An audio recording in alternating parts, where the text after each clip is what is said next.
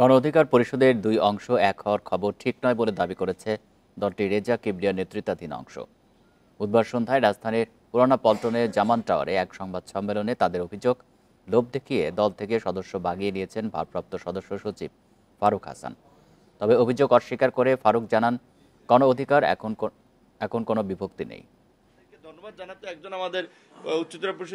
বৃহত্তর স্বার্থে সকল ব্যবধান ভুলে গণ অধিকার পরিষদ এক হয়েছে। মঙ্গলবার সংবাদ সম্মেলন করে এমন দাবি করেন গণ অধিকার পরিষদের সভাপতি নুরুল হক নূর। বুধবার সন্ধ্যায় পুরনো পল্টনে এক সংবাদ সম্মেলনে দাবি প্রত্যাখ্যান করেছেন রেজা কিবরিয়া ও মিয়া মশিউজ্জামানের নেতৃত্বাধীন গণ অধিকার পরিষদ।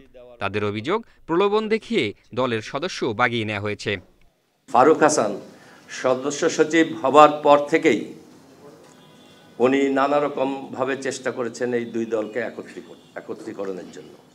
ওনার কি উৎসাহ ছিল, কেন এটা করছিলেন সেটা জানলেও আমার মুখে বলা ঠিক না, আপনারা ওনার কাছ থেকে জেনে নেবেন। অভিযোগ অস্বীকার করেন অভিযুক্ত ফারুক হাসান। তার দাবি, তিনি যোগ দেওয়ায় গণ অধিকার পরিষদে আর কোনো বিভক্তি থাকবে না।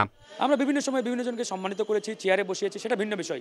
সারা বাংলাদেশের মানুষ জানে গণ অধিকার পরিষদ তারুণ্যের দল, তরুণদের দল। সেই জায়গায় তরুণরা এক জায়গায় হয়েছে।